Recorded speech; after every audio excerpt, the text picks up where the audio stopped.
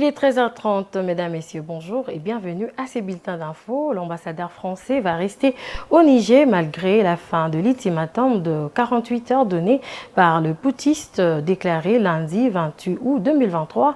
Emmanuel Macron qui ouvrait la 29e édition de la conférence des ambassadeurs. Le président français a également réaffirmé son soutien au président Mohamed Bazoum, renversé par un coup d'État le 26 juillet de l'année en cours. Suivez. L'ultimatum a expiré. Vendredi, les putschistes avaient accordé à l'ambassadeur français Sylvain Ité 48 heures pour quitter le Niger. Mais comme l'a déclaré Emmanuel Macron lors d'un discours aux ambassadeurs, il restera en poste. Je pense que notre politique est la bonne. Elle repose sur le courage du président Bazoum, sur l'engagement de nos diplomates, de notre ambassadeur sur le terrain qui reste, malgré les pressions, malgré tout et malgré toutes les déclarations d'autorité illégitimes, grâce à l'engagement de nos forces de sécurité intérieure et de nos militaires. L'Union européenne a également exprimé son plein soutien à l'ambassadeur. Sylvain Ité a refusé de rencontrer les auteurs du coup d'État quand la France ne reconnaît pas la légitimité des putschistes. Selon le président français, son pays n'est pas à l'origine de problèmes de Niger, bien au contraire. Il ne faut pas céder à un narratif utilisé par les putschistes qui consisterait à dire notre ennemi est devenu la France. Le problème des Nigériens aujourd'hui sont des putschistes qui les mettent en danger parce qu'ils abandonnent la lutte contre le terrorisme, parce qu'ils abandonnent une politique qui était bonne économiquement pour eux et qui sont en train de perdre tous les financements internationaux qui étaient en train de leur permettre de sortir de la pauvreté. C'est ça la réalité. Et si on ne le dit pas nous avec courage, qui le dira? De son côté, le PMDC, le parti de Mohamed Bazoum, a publié une déclaration le lundi 28 août, exhortant ses membres à rester unis et résolus pour contrer les coups d'État.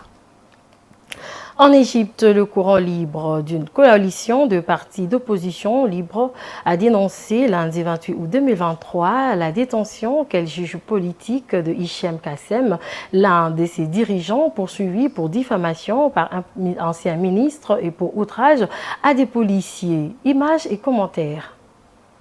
Alors que l'Égypte se prépare à un scrutin présidentiel au printemps 2024, Hicham Kassem, figure du journalisme indépendant et de la défense des droits humains, a été convoqué par la justice le 20 août 2023. D'abord entendu comme témoin après une plainte pour diffamation, il a été surpris de voir que 2 accusations étaient retenues contre lui. Ces détenteurs tentant depuis 4 jours d'obtenir des copies au moins de voir les dossiers avant son audience du 2 septembre, alors que de nouvelles charges pour outrage contre des policiers ont été retenus lors de son placement en détention provisoire. Pour Ismaël, chef du parti Doustour, Kassem dérangeait les régimes depuis longtemps car il dénonçait notamment le rôle de l'armée dans l'économie égyptienne en chute libre. Les courants libres disent se réserver les droits à une escalade et ces cadres ont évoqué la possibilité, si M. Kassem était maintenu en détention, de geler leur activité et de boycotter la présidentielle ou le dialogue national lancé en grand pompe il y a plusieurs mois. Monsieur Ismaël a en outre réclamé la libération de tous les détenus politiques d'Égypte,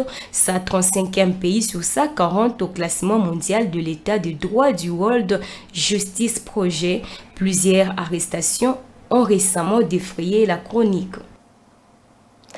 En centre-ville, les stagiaires de la police municipale sont en grève. Ils revendiquent leur intégration dans la fonction publique et les paiements de leur indemnité de travail. Ce mécontentement a entraîné lundi 28 août le dysfonctionnement de l'administration municipale. Suivez.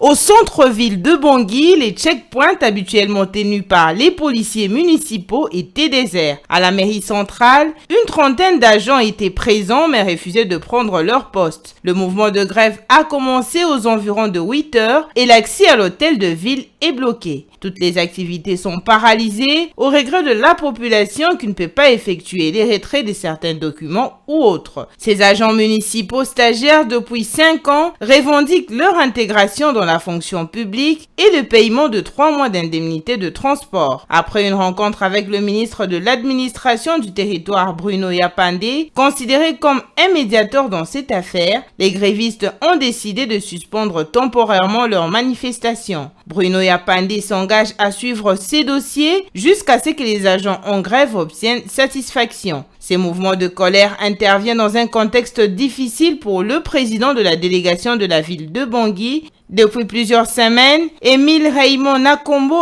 est critiqué par certains de ses collaborateurs qui l'accusent de mauvaise gestion de la municipalité. C'est la fin de ces bulletins. Merci de l'avoir suivi. Les prochains rendez-vous à 15h30.